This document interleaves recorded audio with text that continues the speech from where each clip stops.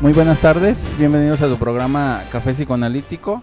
Ahora estamos en el Salón Taberna, porque es Salón Taberna, Barba Negra, aquí en Justo Sierra, casi llegando a Unión o Américas. Entonces, bueno, preséntense chicos y ahorita les seguimos. Buenas noches, mi nombre es Lucy, gracias por escucharnos nuevamente. Buenas noches, mi nombre es Oscar Flores y aquí estamos para promocionar un curso de inteligencia emocional. Espérame, Oscar, todavía no. Ahorita. Buenas noches, gracias por sintonizarnos. Mi nombre es Sergio Ortiz Vela. Hola, ¿qué tal? Mi nombre es Octavio. Pues bienvenidos como siempre a una tarde más en Café Psicoanalítico. Hoy, como escuchan, transmitimos desde el Bar Barba Negra y con dos invitados aquí que son pertenecientes a la Asociación Mexicana de Salud Psíquica, que seguimos en este ciclo también publicitando algunos cursos y diplomados que se ofertan por parte de la asociación. Y bueno, como tal, hoy en nuestro especial de Halloween, que es un psicoanálisis de los monstruos, ¿no? Ya hablaremos un poquito más del miedo, fobias y todo lo demás que se pueda juntar. Y bueno, también cedo la voz a Domingo. Buenas noches, yo soy Domingo, espero que disfruten el programa. Si gustan acompañarnos pueden llegar aquí, Barba Negra, Justo Sierra 2194. Acá nos están, también vienen de la UI, de Psicología. Allá saludos, hola, buenas noches. Del CUSH también, de allá están viendo, uy, bien animados que están todos. ¡Eso! Se ve la alegría que tienen del jueves. Bueno, antes de iniciar con el tema, aquí tenemos a Sergio, que ya había venido antes con lo de tanatología, ya parte de la asociación, y también Oscar, que nos vienen a invitar a un curso que va a iniciar, bueno, ahorita le dicen todos los cursos sobre inteligencia emocional. Por favor, ahora sí, Oscar, échale. Sí, gracias. El curso de inteligencia emocional será impartido el día 7 de noviembre, cuatro veces a la semana. 4 veces al mes, perdón, en el cual vamos a tratar de enseñar cuál es la función de la inteligencia emocional, en qué consiste y para qué nos sirve. Gracias. Lugares, ya digo, costos, ¿cuándo inicia? El costo es de 1,000 pesos, inicia el 7 de noviembre y el lugar es la calle Rosario 766. Entre Nebulosa y Niños Héroes, está más o menos a 2 cuadras del Hotel Río. Y ya. Bueno, la duración del diplomado, ¿cuánto va a ser? Son 4 jueves del mes de noviembre. ¿Nada más va a ser durante noviembre? Sí, y los horarios son de 9 de la mañana a 12 del día y el de la tarde va a ser de 4 a 7 de la tarde. Muy bien. Bueno, entonces ahí está la invitación, un diplomado en una modalidad muy enfocado, ¿no? Que corto para algunos de los que quieran asistir, pues bueno, no les requerirá tanto tiempo, que a veces es el problema, que dicen, bueno, la continuidad, ¿no? Si van a poder llegar al siguiente mes o algo así, pues aquí es un diplomado que se hace en esta modalidad de curso y que de alguna manera, bueno, muy dirigido, ¿no? Ahí serán estas 4 sesiones, pero se abordará bastante temática. Ya Sergio, como decía aquí el doc, estuvo en la publicitación de tanatología y bueno, hoy de inteligencia emocional también se publicita, es por parte de la Asociación Mexicana de Salud Psíquica, como les decíamos, y bueno, parte de los cursos y diplomados que hemos estado llevando desde el mes pasado, ¿no? Ahí por ahí estuvimos teniendo algunos programas ad hoc a esto y hoy, pues bueno, hacer mención también de este diplomado que comienza la siguiente semana, entonces, ¿verdad? ¿Qué día comenzaría? El día 7 de noviembre. Muy bien. Jueves. Entonces los jueves por allá lo esperamos y ya saben, ahí se pueden aventar su parte del diplomado y seguirse escuchando el Café Psicoanalítico, ¿no? Ahí estaría la invitación doble. Entonces, pues bueno, para que lo consideren. Y bueno, aquí los tendremos en parte del programa, entonces para que dudas, comentarios, ya sé que los dejen ahí en Facebook.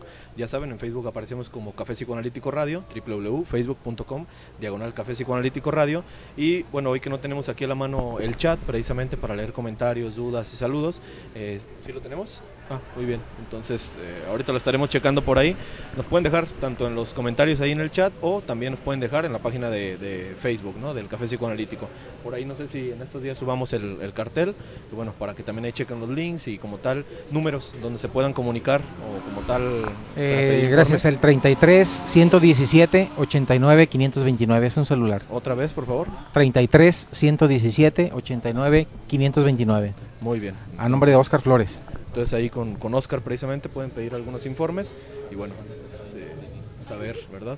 ¿Hasta cuándo hay exactamente para inscripción? Hasta el mismo día 7 de noviembre. Muy bien, entonces ahí para que chequen las modalidades de inscripción o incluso presentarse ahí mismo al aula, en caso de que se les dificultara cualquier otra de las opciones, se pueden presentar ahí mismo y bueno, ya hacer todo el papeleo y lo que requiera, ¿no? Pero ahí está la invitación y bueno, ahora sí ya enfocándonos un poquito más al tema que nos atañe hoy, pues este psicoanálisis de los monstruos, que lo hemos dejado así precisamente por el especial de Halloween, ¿no? Por el día que hoy coincide precisamente, jueves 31 de octubre, y más allá de estos monstruos, pues bueno, vamos a ver que tiene un trasfondo psicoanalítico, en este caso miedo mismo, ¿no? La fantasía que aparece, y ahí por ahí poníamos en la publicidad precisamente monstruos que nos han acompañado quizás desde la niñez, ¿no? Algunos como tal con un miedo mayor, con un miedo menor, pero como tal hay figuras que ya aparecen constantemente, ¿no? Figuras que algunas veces se toman del lado positivo y otras veces del negativo, pero bueno, ya abordaremos un poquito más de eso. A mí me gustaría comenzar con el monstruo Frankenstein, que en realidad Frankenstein no era el monstruo, sino el doctor. Entonces la historia de este doctor es un hombre que pelea contra la ley, pelea de alguna manera contra Dios, quiere darle vida a un monstruo, pero sin la intervención humana. Reconstruye un cadáver a base de personas y entonces le da la luz, le da vida con la luz de un rayo, y con esto cobra vida el monstruo. Tendríamos que ver qué significaría cada parte de esto. A mí se me ocurre que la parte que podemos compararlo sería con una estructura psicótica. ¿Por qué? Porque el psicótico se vive como fragmentado, que sería como se vivía el monstruo de Frankenstein. Lo hacen a base de diferentes órganos que son de cadáveres, está el cuerpo fragmentado, y por más que lo unan con hilos, no puede estar cohesionado, que sería lo mismo que le pasaría a una persona psicótica. Otra característica de Frankenstein es que no tiene moral, es una persona, digamos, amoral, depende mucho de su creador. El creador lo hace para demostrar que podía dar vida, y entonces la gente lo rechazaba, y el monstruo empieza a matar a todas las personas que rechazaban a Víctor, al doctor. De alguna manera es como si el monstruo estuviera haciendo lo que no podía hacer el doctor Víctor Frankenstein. Entonces podemos pensar que Víctor en realidad era un perverso, era un padre perverso que quería tener un hijo, pero solamente para demostrar que podía hacerlo, no porque quería tenerlo, y una vez que lo tiene no sabe cómo criarlo, y entonces es el clásico dicho que dicen: he creado un monstruo. Bueno, en este relato como tal de Frankenstein, ahorita con lo que menciona Domingo como un poquito de preámbulo y ya abordando estructuras, pues precisamente lo podríamos ver de esa manera, ¿no? Que quizás entre el padre y el hijo, en este caso, pues hay dos estructuras de por medio. En el caso del doctor Frankenstein, pues bueno, la perversión como tal, ¿no? Que su hijo va a ser una extensión completamente de él, pero más allá de eso, un objeto a su disposición, ¿no? En este caso también va a ser como que haga las fechorías, ¿no? A fin de cuentas dejaríamos eso. Sin embargo, Frankenstein, al ser un nuevo ser, en este caso, pongámoslo entre comillas, el hijo, ¿qué vendría a significar, no? Pues como dice Domingo, un psicótico, ¿no? Porque vamos a ver varias cosas que están, más allá de como tal que está unido a partes, ¿no? Que es como la imagen del psicótico, la imagen del esquizofrénico, muchas veces que dicen, bueno, el esquizofrénico es como si te vieras enfrente de un espejo y de alguna manera ese espejo estuviera quebrado, ¿no? Entonces te ves por partes. La visión muchas veces del psicótico es esta, el ver como objetos a los demás, pero porque él mismo es un objeto. En este caso no alcanza a tener una imagen propia como sujeto y a los demás también los va a interiorizar como sujetos, ¿no? Como objetos, mejor dicho. En cambio, la visión del perverso muchas veces también pareciera que es similar. A los demás los ve como objetos, pero por cuenta propia. En este caso, él no deja de ser sujeto, digamos por un narcisismo ahí de por medio, y sin embargo los demás los va a ver como objeto a su disposición. En este caso, ahí tenemos el doctor por una parte, fungiendo como padre, y por otro, el hijo, ¿no? Más allá de eso, también, pues bueno, vamos a ver que este Frankenstein ya como monstruo, ya no el doctor, va a ser psicótico asemejándose a la parte de que tiene un super yo que está externo a él. ¿Quién es el que le dice si está bien o si están mal las cosas? Pues bueno, el doctor Frankenstein, ¿no? ¿Quién es el que como tal le va a dar la guía o las pautas para castigarlo o premiarlo? El doctor Frankenstein. Y esta es una de las características precisamente de un psicótico, ¿no? Que la entidad moral, la entidad superyoica, la entidad como tal de autoridad esté externa a él. Ya lo podemos ver, o a lo mejor aquí cuando hemos tocado algunos casos criminales, como lo vemos en casos de sectas, de pandillas, de grupos criminales, en los que el que te dice si estás bien o si estás mal es alguien externo a ti, ¿no? Entonces, por esta parte, podríamos empezar a analizar ese mito de Frankenstein desde las mismas estructuras, ¿no? Y más allá, así como esta probadita, ¿no? de este mito, de este cuento, pues así, todos los cuentos van a tener un trasfondo, que algunos van a ser positivos, algunos negativos. En este caso es como se le cuente muchas veces al niño, ¿no? Porque el niño lo puede asemejar con un monstruo, pero el niño también tiene una moraleja, podríamos hablar de eso. Entonces, el miedo ya se le pone como un rostro. Hay algunos autores, como en el caso de Bruno Bettelheim, en su libro de Cuentos de hadas. Cuentos de hadas, pues que precisamente nos habla de esto, ¿no? En el que dice, el niño ya tiene una angustia, el niño ya tiene un miedo de por medio, pero sin embargo tiene que ponerle rostro, de alguna manera no sabe a lo que le teme, ¿no? Y muchas veces se teme a sí mismo. Sin embargo, si de alguna manera haces práctico ese monstruo, ejemplo como lo hizo el doctor Frankenstein, ¿no? Haciendo su Frankenstein, y este fuera el que lo hiciera a un nivel perverso sus fechorías, en este caso no es que el niño sea perverso, pero el niño necesita de un ente que sea completamente malo, ¿no? Y ya lo veremos en preguntas como muy frecuentes en la infancia, que le estás contando un cuento a un niño, valga la repetición, y la primera pregunta que va a venir es, ¿y este es bueno o este es malo? ¿No? Es como una pregunta que tiene que quedar muy, muy plausible. Entonces, bueno, esto hablando un poquito del mito de Frankenstein y como tal de la fantasía que No es mito, es cuento, novela. Bueno, pero también hay que tomar en cuenta que el monstruo Frankenstein viene a pertenecer como a una especie de muerto viviente, lo que sería como una especie de zombie. En realidad sería como si el doctor Frankenstein hubiera querido exteriorizar su ello y él funge como el super yo, pero un super yo tiránico, que es muchísimo más parecido al ello. Por lo tanto, por eso el monstruo es más perverso, es el que va a hacer los actos sádicos, el que va a matar, el que va a destruir, pero porque simplemente cumple el deseo o descarga la pulsión de muerte del doctor. Que es la parte, digamos, de que se cumple con todos los monstruos, en el sentido de que el niño se siente monstruo, en el sentido de que destruye cosas, ¿no? Digamos, se le caen las cosas, o es muy tosco a veces, o pelea o pega. Entonces esa parte del ello del monstruo ahí, el niño se ve reflejado. Por esa razón le gustan también los dinosaurios, ¿no? De que son muy agresivos, pues, y todo, como que si no pensaran. Pero es la parte del niño se identifica con él, porque el niño interiormente así siente que el ello lo vence y el ello lo hace destruir cosas, y todavía no lo sabe controlar porque el yo es frágil. Sí, claro. Por eso es tan fácil que se identifiquen también con animales, con los monstruos. Otra vez, más al rato a lo mejor vemos el mito del hombre lobo o la leyenda. En este caso, el cuento de Frankenstein lo escribe Mary Shelley más o menos en 1818, y se ve inspirada por Lord Byron, que también inspiró la leyenda del vampiro. Estaban en una noche con el esposo de Mary Shelley y otra persona, y los reta a que hagan un cuento de miedo, y entonces escriben cada quien una historia. Ella no lo alcanza a terminar, pero es el germen de donde sale el cuento. Y ella incluso tuvo un parto prematuro, entonces perdió un hijo. Algunos lo interpretan como que fue tanta su ambición de tener un hijo que estaba dispuesta a hacer lo que fuera para tenerlo, y era como tratar de revivir ese hijo que había muerto a través de un monstruo zombie, un monstruo, pero tal vez estaba el pensamiento detrás de eso, de qué tal si lo revivo y no tiene un alma. Entonces una persona desalmada también sería como una persona violenta, una persona muy agresiva. Nos manda saludos Alicia. Saludos cafetosos. Saludos Alicia. Yo quisiera agregar también que de trasfondo lo del cuento de Frankenstein es más que nada pues ese reto inconsciente que es el del doctor, que es vencer a la dar incluso la idealización de crear vida, ¿no? De crear vida a partir de de sus propias exigencias, de sus propias experiencias o deseos yoicos, en donde vence a la muerte a través de revivir un personaje, en donde siempre el hombre ha buscado vencer a la muerte, y aquí se ve claro vivo un ejemplo en donde el hombre es capaz de dar vida a pesar de la naturaleza que marca las normas. Ahí es un rompimiento en donde siempre el hombre trata no entiende conscientemente a la muerte, pero ahí prácticamente como que se da ese giro de que a través de un no aceptas a la muerte como un sí, dándole vida a un personaje. Hasta aquí el análisis del cuento. Podríamos dividirlo en dos partes, ¿no?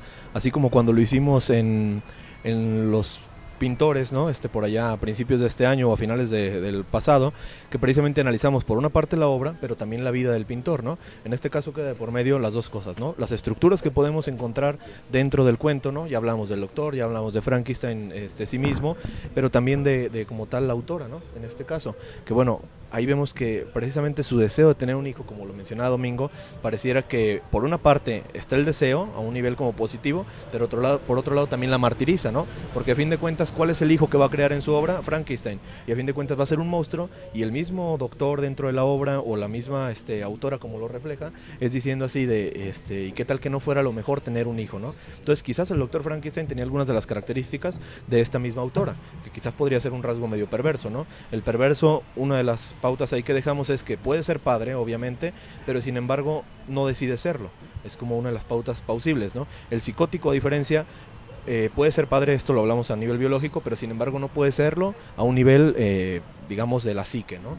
Entonces ahí vamos viendo varias divisiones entre estructuras y que a fin de cuentas también se plasman en la obra, ¿no? La autora de alguna manera lo oculta un poquito más, es como si estuviera escribiendo un mismo sueño, en este caso su deseo, que el cual es tener un hijo, pero sin embargo ahí lo mostrifica, ¿no? Y qué tal que tener un hijo no fuera como yo lo sueño, ¿no? Qué tal que ese hijo es malo, qué tal que ese hijo, digámoslo ahí como hipótesis, es igual que yo y también es malo por consecuencia, ¿no? Sí. Entonces ahí podríamos ver una perversión en el autor, ¿no? Bueno, una sí, perversión. Son 20 minutos de Frankenstein. Sigamos con el que sigue, el hombre lobo, órale. Okay.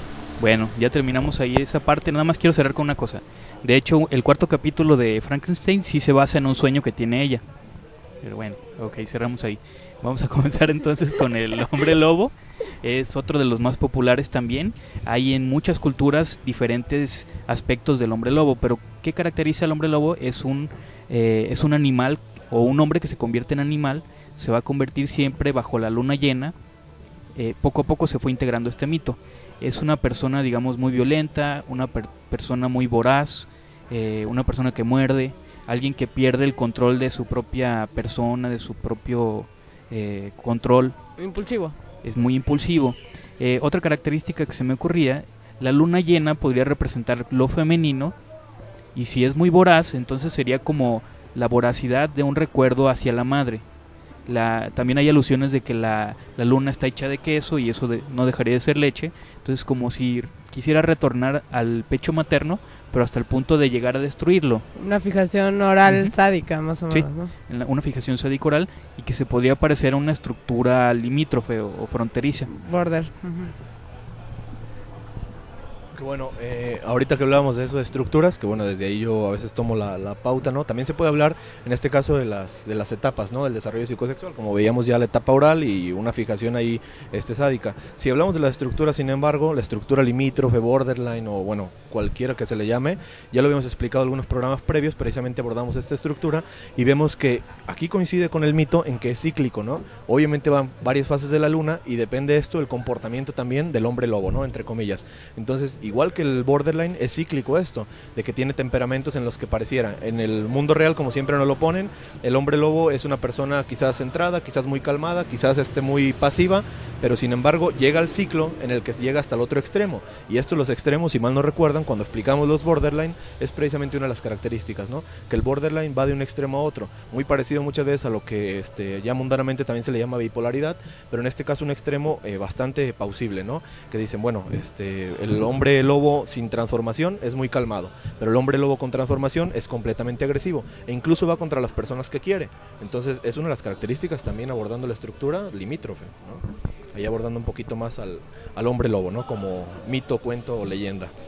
Y pues bueno, pues prácticamente me llama la atención lo que dice Domingo, que es de noche, que es la luna, en donde se relaciona mucho con el acto sexual, ¿no? O sea, prácticamente ese acto de bestia que surge, los instintos de deseo, y curiosamente tiene que ver con el área del romanticismo de la noche, en donde de alguna manera existen algunos escritos de Sigmund Freud sobre el hombre de los lobos, que de alguna manera tiene que ver en ese deseo sexual hacia no concluido de alguna forma. De hecho, había algunos mitos de cómo se convierte alguien en hombre lobo. A lo mejor el más común era ser mordido por un hombre lobo, pero había unos que decían que dormir desnudo a la luz de la luna, entonces como si duermo desnudo no voy a poder controlarme. Otra sería frotarse con savia mágica, pues no deja de ser como una especie de lubricación y que también podría crear una gran excitación y luego ya no poder detenerse. Otra es beber de fuentes mágicas también. Entonces hay mucha relación con la sexualidad ahí en cuanto al hombre lobo. Hay otra que es de antropofagia, de comer carne humana, que tanto es de, no tanto como comerla tal cual, pero sino un contacto carne con carne. Pero también está el sentido de, digamos, comer carne humana, que el niño cree que se come a la madre, pues al fin de cuentas ese canibalismo infantil, si es a nivel del conflicto oral, de comerse, el beber la leche de la madre es igual como comérsela, ¿no? La fantasía que tiene el niño de comérsela al fin del cuento, y completamente la madre, totalmente. De hecho, el bebé muerde a la teta de la madre, la muerde, entonces es de alguna manera esa interpretación, pues el deseo de comer a esa madre, pues probarla, porque la está probando en el sentido de que si es capaz de sobrevivir la madre, entonces te quiero. Es una prueba que le hace el bebé a la madre. Pero son, digamos, al fin de cuentas son pulsiones muy primitivas que, digamos, todo niño lo tiene, o todo adulto al leerlos en estos cuentos, en estos leyendas, pues los entiende porque ya los vivió. Pues al fin de cuentas hay dependiendo cómo fue que resolvió esa etapa de la vida, es de que si le gusta o no les hace caso o no le importan este tipo de hombres lobos. Pues digamos, si es un conflicto más edípico, se va a identificar con el vampiro, que ahorita lo vemos. Que si es es un conflicto más oral, es más a nivel del hombre lobo, ¿no? Como el cuento de Caperucita y eso, o los tres cabritos y el lobo, es algo más oral en el sentido de comer, miedo a ser devorado y todo eso. Depende del conflicto de la persona, es donde qué monstruo le va a gustar. Exactamente. ¿Sí? Obviamente todo lo que tiene que ver con los lobos o con el hombre lobo, ya sea de cualquier cuento, va a venir con la fantasía de destrozar el seno materno, que al final sea agresiva. Y este sadismo, cuando se vuelve contra la persona, se vuelve masoquista. Entonces ahora viene el temor a ser devorado, que es en sí por el hecho de que los niños le temen mucho a lo que es el lobo, el hombre lobo o lo que significa el monstruo del hombre lobo. Aunque esto mismo, además de los temores y bueno, lo que ya exponía el Doc, ya lo vimos con Frankenstein, ya lo vimos con el hombre lobo, ¿no? Son exactamente deseos o fantasías que el niño desarrolla, de ahí el mismo éxito, ¿no? Por ahí se llegó a la tendencia, quizás en las últimas décadas, de quitarle estos cuentos a los niños, o que ya se usan muy poco en el desarrollo de un niño, porque decían, bueno, es para no hacer al niño tan fantasioso, ¿no?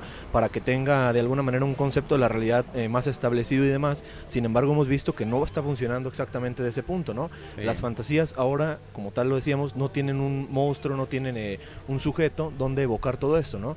Porque bueno, el niño, si ya tenía a lo mejor como tal esos deseos o esas fantasías, ahora ya les ponía una cara, y entonces decía, bueno, quizás que me guste el hombre lobo, ¿no? Quizás que me guste el vampiro, quizás que me guste Frankenstein, pero más allá de ese gusto, también a veces era el miedo, pero en este caso el miedo siempre iba de yo puedo vencerlo, ¿no? Si ya tiene un rostro, si en el mismo cuento me dicen cómo lo vencen, o en el mismo cuento me dicen cómo trabajar con él, es lo que el niño de alguna manera introyecta y dice, bueno, yo también puedo llegar a vencerlo, yo también me podría quedar sin miedo, ¿no? Y esto es como ponerle cara al miedo, ¿no? Así como algunas veces lo hemos puesto en la enfermedad, ¿no? Algunas veces en principio terapéutico de hacer consciente lo inconsciente, en este caso muchas veces eso consciente que se hace que de alguna manera viene de una parte inconsciente, pues es ponerle un nombre, ¿no? En este caso sería ponerle una figura, como tal, un monstruo. Entonces, de ahí hablamos de este éxito, ¿no? De ahí hablamos de que muchas de las generaciones pasadas, incluso a lo mejor algunas de las generaciones de las que pertenecemos nosotros, se criaron con cuentos, ¿no? O era muy común que nos supiéramos todos estos, Frankenstein, Caperucita Roja, incluso, ¿no? No nada más los monstruos, sino cuentos también de por medio, ¿no? Que a fin de cuentas tenían una moraleja implícita, pero que eso era como para el niño muy reconfortante, ¿no? Cuéntame otra vez este cuento, ¿no? ¿Por qué? Porque es mi mismo deseo. Obviamente no lo voy a decir a un nivel consciente. Es que yo también quiero comerme a mi mamá, ¿no? Nunca se va a decir así. O es que yo también me siento como malo a veces, ¿no? No sé si soy bueno o malo. Bueno, en esos cuentos ya lo podías ver de por medio. Le funcionaba como resignificar esa pulsión, esa angustia, y ya, como tú decías, ponerle cara, ya salía como exonerado, entonces ya él tenía una forma de interpretarlo, ya no sentía culpa o miedos por sentir ese tipo de deseos o impulsos. Bueno, dice aquí, Astrid, ya llegué, saludos a todos. Allá está Astrid. Aquí está. Ya íbamos a ir por ti, Astrid, porque no llegabas. Luego, la Bella. Ustedes le encuentran perversiones, psicosis, complejo de Edipo y demás hasta en los monstruos. Pues es que ahí está, es humanidad, psicoanálisis hay en todos lados. De nada. Luego, Héctor nos manda saludos. Saludos a Héctor. Saludos, Héctor. Bueno, no, aprovechando que ahora tenemos público en vivo, aquí, a ver, por favor, la pregunta. De si tienen comentarios, dudas al respecto, estaría bueno contestarlas, ¿no? ¿Qué dijiste? Referente al comentario que hizo, dice, encuentra psicoanálisis en cualquier comentario. Sí, o sea, en cualquier cosa, hasta en su comentario. Exactamente, en su comentario de queja, porque sí, también. En su queja neurótica de la Bella también, eso. Oh, bueno, que nos agradezca. Le sale gratis, la terapia a la Bella. Bueno, continuemos con otro monstruo. ¿Cuál? ¿Otra pregunta? Si hay dudas o comentarios, bueno, para darle. Saludos a la Bella, de buena onda. Ahorita que se acuerde. Ay, gracias. Gracias. La bruja, por ejemplo. El monstruo de la bruja. Tú. La bruja más que nada viene a ser como el reflejo o lo que significaría para el niño la madre mala, tal como es la bruja, la madrastra, es la madre perversa, la madre que se ausenta, la madre que no está o la madre que hace surgir el sentimiento de odio, de destrucción, de esa de la que hablábamos anteriormente. También la madre que puede envenenar, que puede manipular, la madre que tiene superpoderes, madre castrante. La madre castrante, la madre que se desaparece en la escoba y que ya no regresa. No regresa. Que puede transformarse en una mujer bella ante los demás y cada vez que se va, digamos, el papá se puede convertir en la bruja. En la madre mala. También. Es la madre de doble cara. Sí. Así es, y luego en esa búsqueda del niño en donde pues no quiere ser atrapado o visto por la bruja, ¿no? Porque pues a final de cuentas si es visto o atrapado, pues el riesgo es de que lo elimine, ¿no? Y entonces de hecho eso es en el cuento de no ser visto o de no ser atrapado por la bruja, pues es en el sentido de que no me vea mamá, ¿no? No me vea mamá las fechorías que yo hago, porque a final de cuentas pues me elimina. Se convierte en la bruja y me hace algo. Y aparte la bruja puede llegar a ver todo en un caldero o en una, no sé, en una esfera de cristal. Y es como Dios, no te lo puedes esconder. Es la mamá. Es la mamá. Pero es que algunos tienen una fe inmensa en su madre. Ya, no hay más comentarios, ¿no? Sí. Lo dijo todo. Bueno. En esta parte la habíamos visto alguna vez cuando exponíamos a los autores o que tuvimos varios ciclos de ellos. En el caso de Klein precisamente habla de un pecho bueno, un pecho malo, más allá de esto una madre buena, una madre mala, ¿no? Que a fin de cuentas en un principio el niño lo considera así, como si aparecieran dos madres, ¿no? Quizás una madre protectora, una madre que como tal lo consiente, una madre que lo protege, que lo cuida, etcétera, ¿no? Todos estos sinónimos como tal positivos para el niño, pero sin embargo también hay una madre que lo va a castigar, que como tal dice Sergio, ¿no? Lo ve todo, que no se le puede escapar una, cuna, o una madre que, bueno, ya a lo mejor en ese momento no atiende su necesidad, ¿no? No interpreta el llanto, no interpreta como tal la queja muchas veces que tiene el niño. Entonces ahí aparece una queja hacia la madre, precisamente, en el cual mi madre es mala, ¿no? O mi madre no me quiere. Entonces va por este punto, aunque a un nivel muy infantil, primeramente pareciera que hay dos madres, una buena y una mala. ¿Qué hace el cuento, no? ¿Qué hace en este caso, como tal, toda esta parte de la literatura? Pues consolida eso, en el que va a haber una madre completamente buena, que puede ser la reina, puede ser la princesa, puede ser cualquier otra figura helada, ¿no? Muchas veces, y sin embargo hay una que es completamente mala. Esto ayuda al niño precisamente en ver estos extremos, pero que después los consolida en un solo sujeto, ¿no? Que va a ser su madre. Entonces, por el otro punto, va a haber la madre como tal que lo castiga o que lo daña o que hasta lo elimina, ¿no? Que es el miedo muchas veces de mi mamá me va a hacer tal cosa y pareciera que va a matar al niño. El miedo llega a ser como tan grande que pareciera que lo va a matar. Y entonces viene esta parte en la que ya lo va a ver plausible en una bruja, ¿no? Muchas veces esa bruja, qué casualidad, que viene a ser la madrastra, ¿no? Entonces es como una figura materna distorsionada. A esto nos refería también Klein, y en este caso pues lo podemos ver muy detectable o muy puntualizado precisamente en los cuentos, ¿no? En todos estos mitos, en el mito de la bruja o en el cuento de la bruja, pues se ve todavía aún mayor. El niño estaría utilizando lo que es el mecanismo de decisión, tomando un objeto bueno y un objeto malo del mismo objeto, que la idea es que conforme pase el tiempo el niño lo vaya unificando y tenga la opción de hacer un objeto global y no se quede con estas dos partes, porque entonces ya nos caería en patología. Cuando la madre le cuenta el cuento y le cuenta que matan a la bruja, es como si sirviera de yo auxiliar para quitarle sus pulsiones sádicas para que no regresen hacia el niño. Así es. Y ahora toca el turno a el vampiro, Drácula. Bueno, el vampiro parte desde un mito, ya lo habíamos también abordado algunas veces aquí en el Café Psicoanalítico, en el que el vampiro pues es un ser bastante perverso, ¿no? Algunas veces acá haciendo yo referencia al psicoanálisis criminal que llevamos también a cabo, como tal en los diplomados cuando investigamos al psicópata, muchas veces el psicópata queda a tener unas características del vampiro, ¿no? ¿Por qué? Porque muchas de estas características del vampiro es precisamente una elocuencia, precisamente una superficialidad, ¿no? A nivel del encanto, precisamente también... Una actuación completa, una mentira patológica, ¿no? Si utilizáramos precisamente aquella escala tan famosa del doctor Robert Hare, y que precisamente son características que a nivel del mito el vampiro las va llevando, ¿no?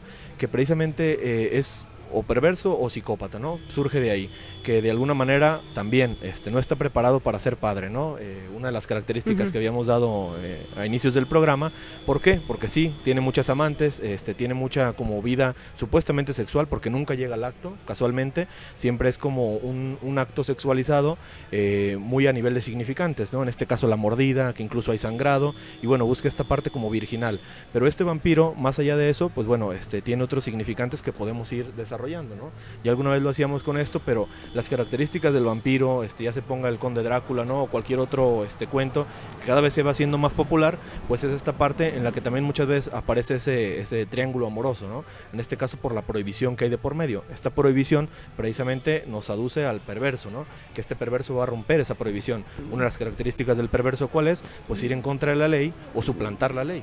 La renegación de la ley de castración.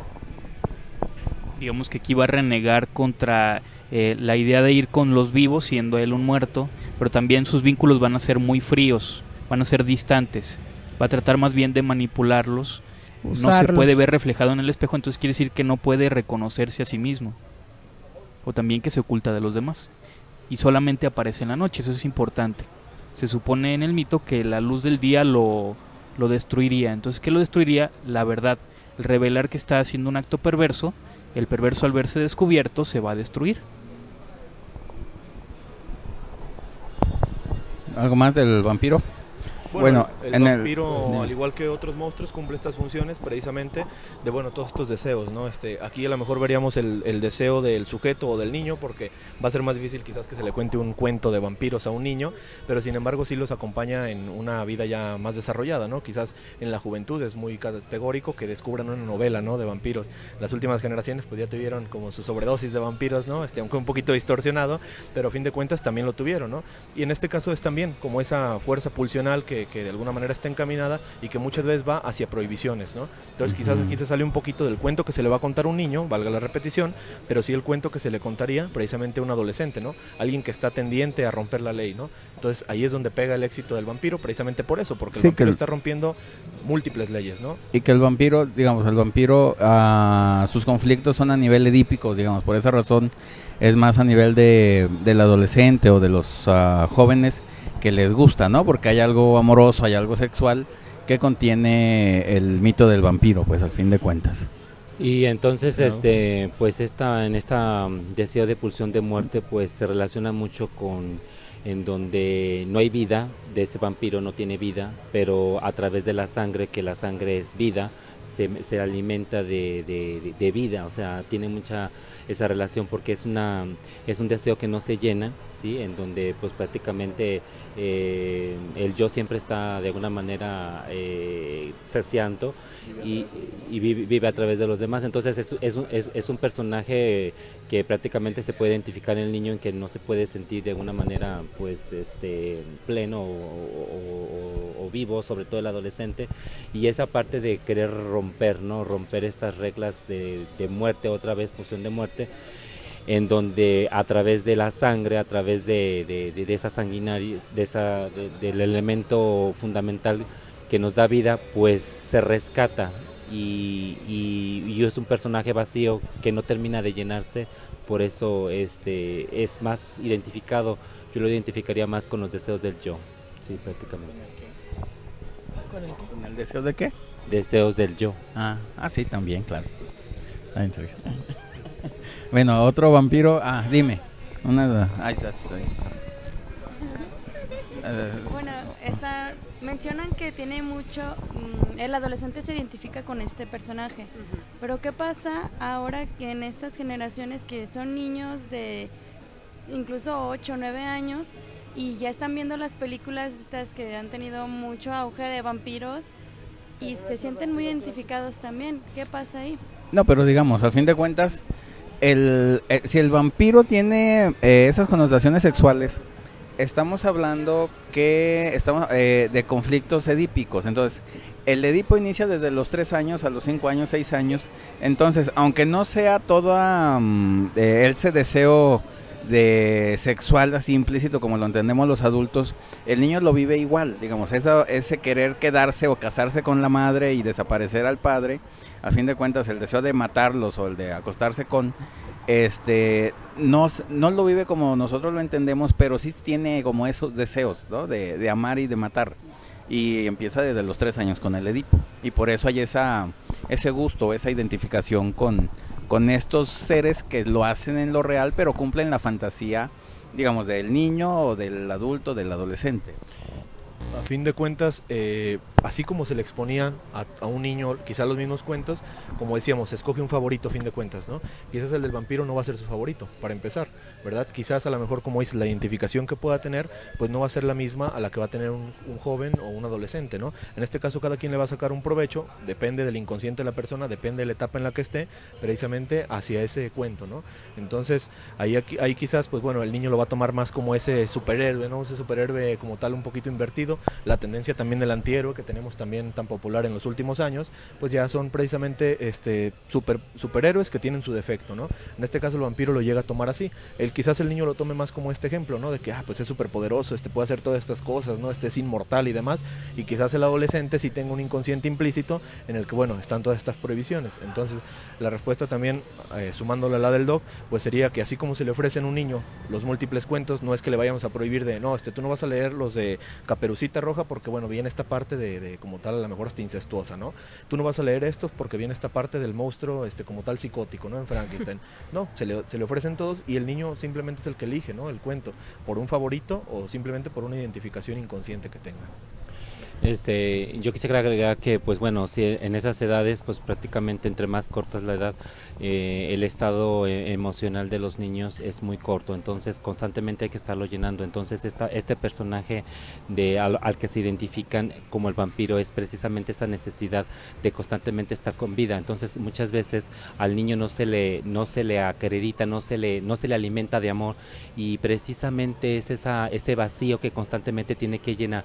Pero si la madre o los tutores no lo hacen, el niño a través de este personaje puede rescatar el deseo de seguir siempre vivo a través del amor, porque la sangre es vida. Entonces eso de alguna manera da la respuesta de siempre de buscar, ¿sí? El deseo, sobre todo el llenarse de alguna manera de vida que pues el amor pues da vida. Entonces de alguna forma los niños tienen que ser más constantes, y por eso es esa necesidad, y a veces hay unos que pueden tener esa necesidad. Bueno, si hablamos también un poquito de lo que serían las características psicopáticas del vampiro, podríamos citar a lo que sería el famosísimo Conde de Drácula, en el cual vemos perfectamente cómo él usa una careta, hace una actuación perfecta donde él es el seductor, es inteligente, es adinerado, pero todo el tiempo es fingido, o sea, finge los afectos y todo es para manipular y obtener lo que él quiere, que en este caso serían posibles víctimas y la posibilidad de seguir con vida. Entonces ahí entraría mucho lo que es la estructura psicopática. Bueno, hace rato mencionaban del fin que se le daba a los cuentos, ¿no? Por ejemplo, Caperucita o esta parte, que los niños puedan identificarse precisamente en eso, ¿no? Le doy un fin, le doy una cara, le pongo un nombre. A mi compañera Moni hace esa pregunta, ¿no? ¿Qué pasa? Pues se ven más personalidades perversas, ¿no? Y lo mencionaba el señor, la función es que esa mamá que nutre, esa madre buena, que da amor, ya no lo hay casi. Las mamás ahorita están ausentes por muchas situaciones. Entonces, ¿qué vemos? Pues generaciones perversas, ¿no? Que ahora desean, o sea, toda sí, claro que sí, de todo, pero sí predominan un poquito más, a diferencia de años atrás, ¿no? Precisamente por esta parte, ya no está esa mamá que se sienta, cuenta un cuento y le da un fin, ¿no? Ahora los niños escuchan sus cuentos y ellos le dan su fin. Entonces, ¿qué pasa? Y se vuelven hipster.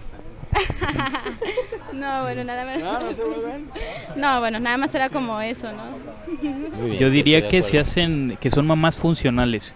Solo cumplen con estar ahí, pero tal vez no hay vínculos. Entonces, tal vez hay más fronterizos, yo diría. Sí, también estoy de acuerdo.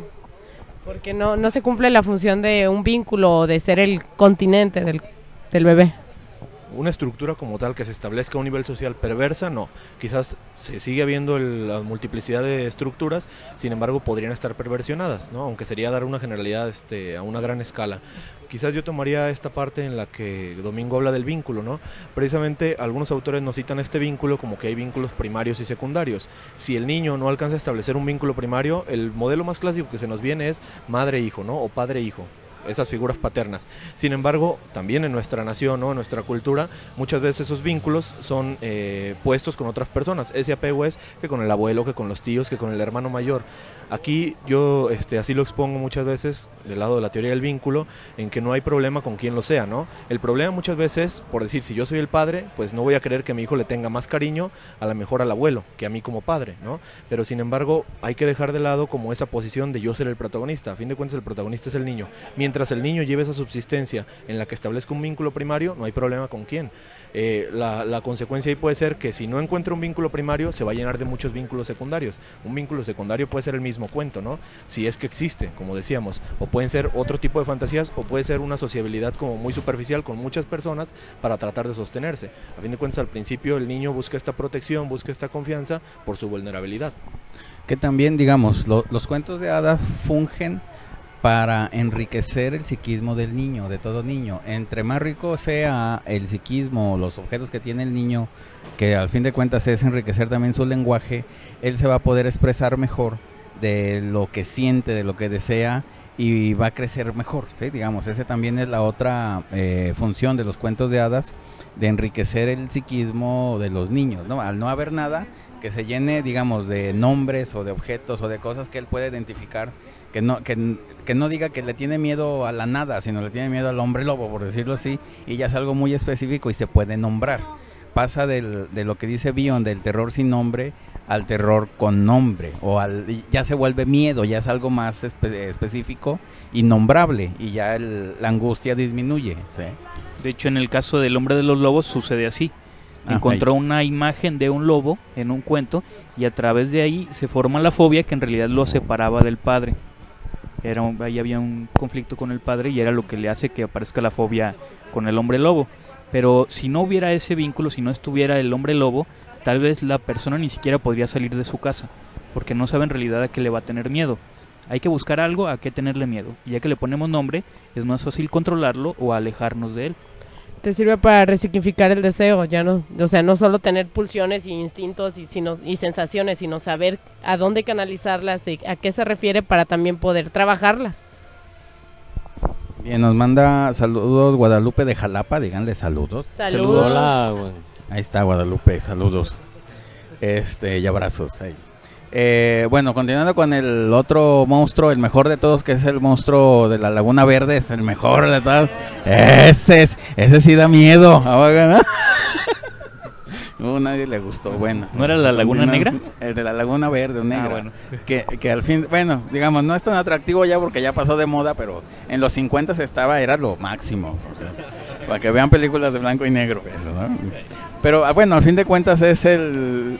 pero todos ya los consigues. Al fin de cuentas es digamos, el monstruo que viene de las profundidades, que es el ello, ¿no? Al fin es algo muy, muy simple, muy rudimentario, pero aparece eso de que del oscuro de nuestro ser aparece ese monstruo violento y deseoso de comer o de destruir, ¿no? Bueno, pasando uno más moderno, ¿qué? ¿Vas a decir algo?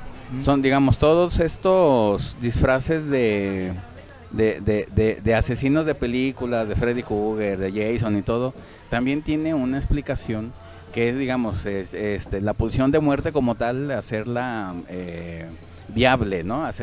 Decir de que yo puedo matar a quien me caiga mal, o que yo tengo esos deseos de destruir a todo mundo que está a mi alrededor, mi familia y todo, que me hicieron, de venganza, de odio o de envidia.